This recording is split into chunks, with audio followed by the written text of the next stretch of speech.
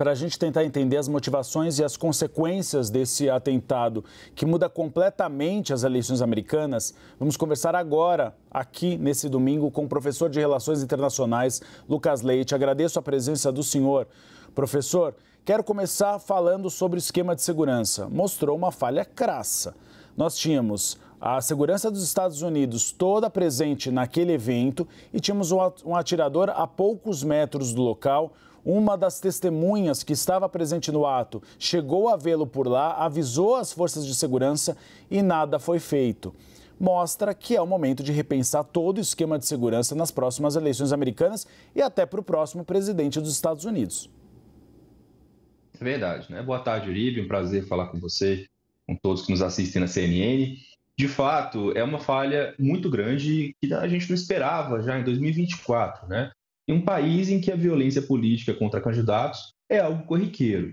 A gente esquece, né, que nos Estados Unidos outros presidentes já foram assassinados durante os seus cargos. A gente pode pensar em Abraham Lincoln, William McKinley, no próprio Kennedy. Então, esses são alguns dos nomes que a gente tem de presidentes que foram assassinados durante as suas presidências, mas tivemos vários outros ainda que sofreram tentativas de assassinato, como o próprio Reagan, né, o Roosevelt, entre vários outros, sem contar os planos que existiram para praticamente todos os presidentes.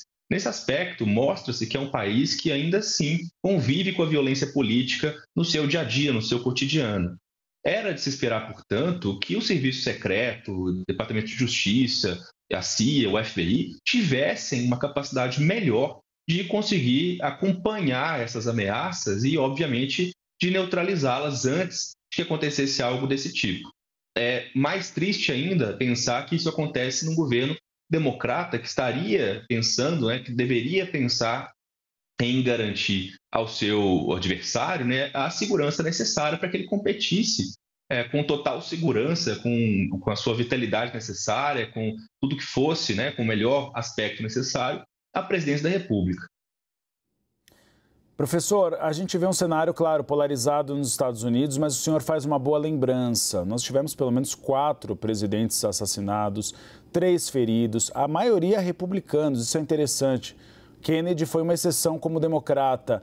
A que o senhor atribui essa tentativa de assassinato ao Donald Trump? O senhor acha que faz parte de um processo arraigado, de uma polarização nos Estados Unidos, republicanos contra democratas, algo que é histórico? Ou pode ser atribuído também à segunda emenda dos Estados Unidos, que permite com que o cidadão americano tenha acesso a armas de fogo mais facilmente do que em outros países? Ótima pergunta. Eu vejo que esses dois fatores combinam entre si para a gente ter uma resposta mais completa. A gente tem que lembrar que nos Estados Unidos, esse artigo 2º, né, da Constituição, ele permite que as pessoas tenham acesso às armas em razão de uma perspectiva liberal que diz que, em última instância, o cidadão pode ir contra o seu governo, pode ir contra o Estado, né, se defender desse Estado, se ele for, de alguma forma, autoritário ou tirânico. Isso fazia sentido na época que os Estados Unidos eram uma colônia e logo, né, depois que se tornou independente do Reino Unido, que agiu de forma tirânica na época contra as suas colônias. Hoje, a gente pensa nos Estados Unidos enquanto um país já que tem instituições fortes, que tem estabelecidas as suas regras do jogo, tem juízes, né, tem um sistema judiciário que funciona muito bem. Então, não faz muito sentido pensar nisso, porque já existem muitas limitações ao governo federal nos Estados Unidos e boa parte, do que é decidido no nível local já é muito mais no nível dos estados. Então, os estados têm muita autonomia. Tanto que, nesse aspecto, há sempre uma disputa na Suprema Corte sobre em que medida os estados poderiam tirar a possibilidade de obter armas, né, ou dificultar, por exemplo, o porte de armas, ou facilitar frente a essa decisão constitucional. Então, existe sim uma cultura de violência política, de armas, essa ideia de que pode-se resolver por si só os problemas, e somado a isso, um discurso polarizante, né, extremamente polarizado, de uma sociedade que hoje está completamente pulverizada em grupos menores e, mais ainda, né, que se encontra hoje dividida especialmente entre um lado que é mais radical, de uma direita radical, né, que a gente também chama de ultradireita, que é a de Donald Trump, e do outro lado do governo de Joe Biden, que, em última instância, também fala o tempo todo da necessidade de combater Trump enquanto uma ameaça existencial aos Estados Unidos. Professor, vamos olhar um pouco para a campanha, porque muda completamente. O que vinha sendo discutido antes não importa mais a partir de agora. Muito parecido com o cenário aqui no Brasil, quando Jair Bolsonaro sofreu uma facada e tudo foi paralisado. A gente vê, a Mariana já comentou essa informação, de que, por exemplo, a publicidade que já estava programada para a televisão americana de Joe Biden com ataques a Donald Trump, tudo foi retirado agora. É uma espécie de quarentena das eleições americanas. Em que medida isso pode mudar a partir de agora a relação entre Joe Biden e Donald Trump, principalmente Joe Biden em relação a ataques a Donald Trump?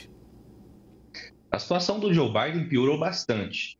Eu digo isso não porque ele já enfrenta uma situação muito delicada, que é de que o Partido Democrata e os democratas em geral já questionam a sua vitalidade, a sua capacidade de liderar o país, mas nesse momento em que ele precisava mais se contrastar com alguém que tem energia, vitalidade, frente a um Trump que sempre mostrou isso bastante, é o momento que talvez ele possa menos fazê-lo.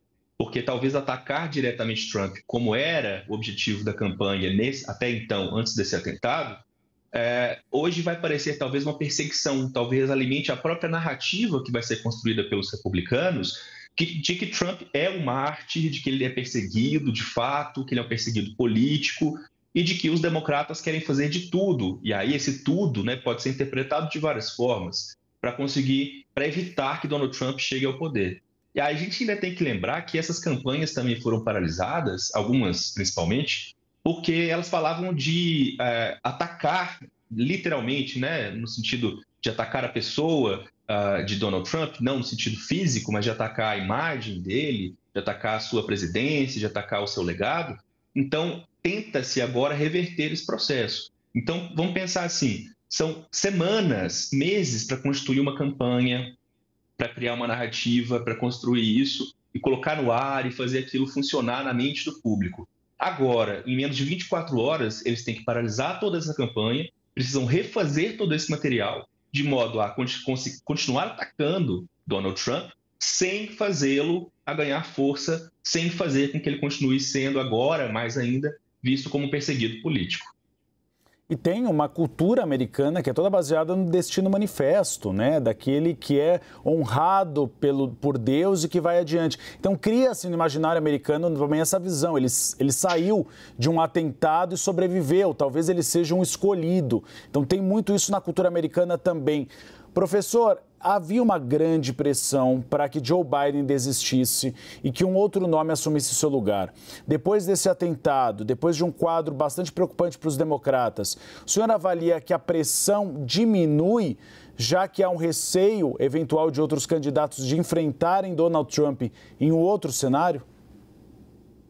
Eu acho que ainda é cedo para a gente fincar que essa situação atual do Joe Biden, né, a discussão sobre a sua legitimidade enquanto candidato à presidência dos Estados Unidos, se isso vai mudar ou não. Eu acho que nesse momento, o que todas as pesquisas que vão ser feitas, né, os partidos vão buscar fazer muitas pesquisas nesse momento, é entender em que medida aqueles que estavam indecisos, principalmente, ou aqueles que estavam que não demonstravam vontade de sair de casa para votar, né, que nos Estados Unidos a votação não é obrigatória. Em que medida esse público foi atingido por essa narrativa atual e em que medida isso vai fazer com que eles se movimentem a votar e, se for o caso, em que medida eles vão votar para Donald Trump.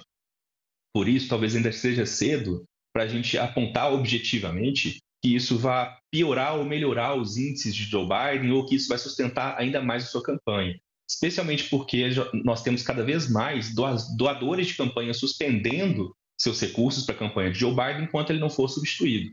Talvez, né, a gente possa pensar que a substituição de Joe Biden signifique uma cartada nova, né, um fato novo para poder mudar um pouco essa narrativa, trazer algo diferente. Mas ainda assim, pode parecer, né, como a gente brinca, né, uma passada de recibo dos próprios democratas, no sentido de que eles sentiram essa pressão muito grande e trocaram por causa do Trump.